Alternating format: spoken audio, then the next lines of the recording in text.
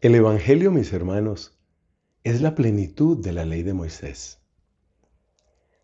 Y el pasaje que nos presenta la Iglesia para la misa de hoy, creo que es perfecto para que entendamos o para que repasemos esta enseñanza fundamental. Y creo que la manera más fácil, más directa de aprenderlo es haciéndonos un par de preguntas.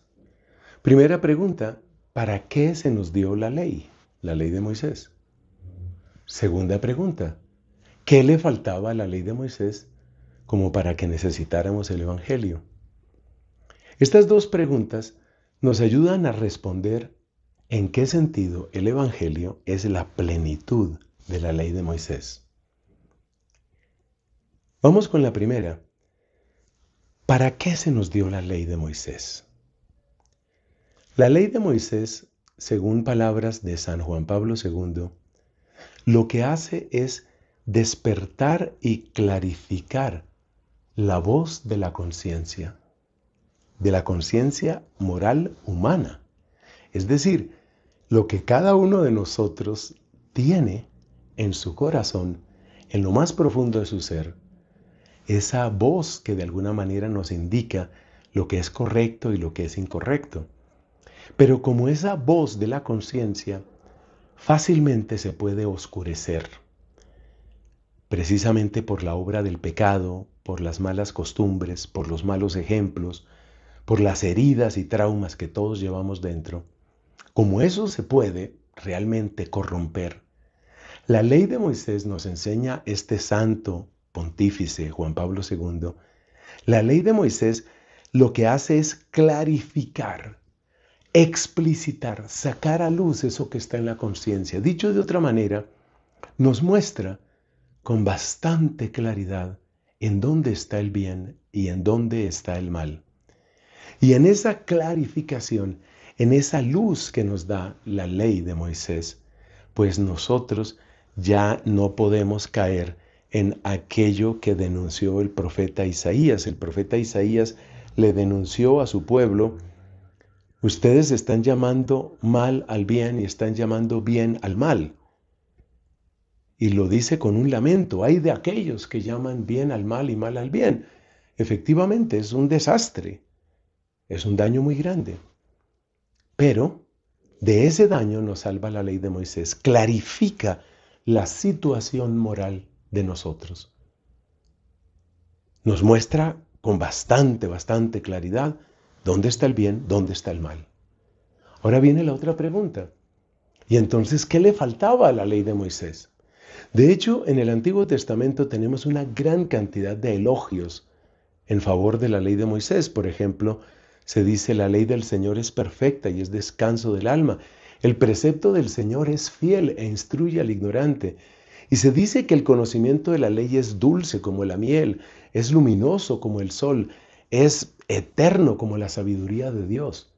Eso es maravilloso. Entonces, ¿qué le faltaba a la ley? ¿Por qué necesitábamos el Evangelio?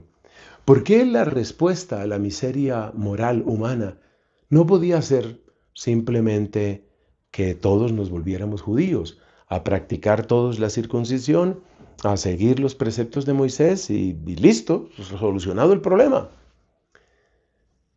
Sí, sí le faltaba algo a la ley de Moisés, no en el ámbito de la claridad, sino en el campo de la fuerza.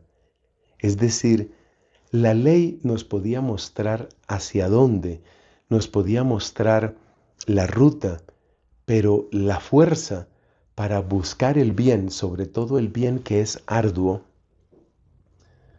la fuerza para evitar el mal, sobre todo el mal que es seductor, esa fuerza no la daba la ley. Podemos decir que la ley de Moisés nos dejaba en manos de nuestra propia voluntad. Y si la voluntad de una persona es frágil, y creo que de eso conocemos bastante muchos de nosotros, si la voluntad es muy frágil, si la voluntad es inconstante, si la voluntad está enferma, pues entonces lo que va a suceder es que conoceremos el bien, pero haremos el mal. O sea, lo que describe San Pablo en Romanos capítulo 7. Y en vez de mejorar, esa ley se va a convertir en un dedo acusador que nos dice, sabías lo que tenías que hacer y no lo hiciste. Y en ese sentido la ley se convierte en un motivo de condenación.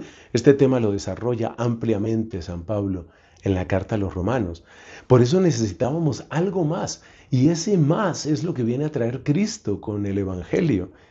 Es decir, la manifestación de la misericordia divina, el diluvio del amor de Dios que cae sobre nosotros y que nos sana, que nos restaura, que nos levanta. Eso marca toda la diferencia. Pero es que además del camino que Cristo hizo en esta tierra, su pasión, su bienaventurada pasión, rompe el poder del pecado en nosotros. Y luego la efusión de Pentecostés, que es el fruto precioso del sacrificio de Cristo, pues hace que nosotros tengamos no solo la disposición, sino que tengamos la capacidad de obrar ese bien, de seguir ese bien. Lo que pedía la primera lectura de hoy del capítulo 4 de Deuteronomio, pon por obra el bien. Pero ya no estamos solos, ya no es solo mi voluntad, ahora es el Señor obrando con su poder, con su amor, con su ternura, con su misericordia, con su fuego, con su espíritu. Ya no estamos solos. Eso es lo que trae el Evangelio. Y por eso el Evangelio hace la diferencia. Abre la puerta. Recuerda que el miércoles de ceniza una de las frases que nos dicen es, conviértete y cree en el Evangelio. Pues vamos a hacer eso. Vamos a convertir nuestro corazón, volverlo hacia Dios y sobre todo, vamos a creer en el Evangelio. Amén.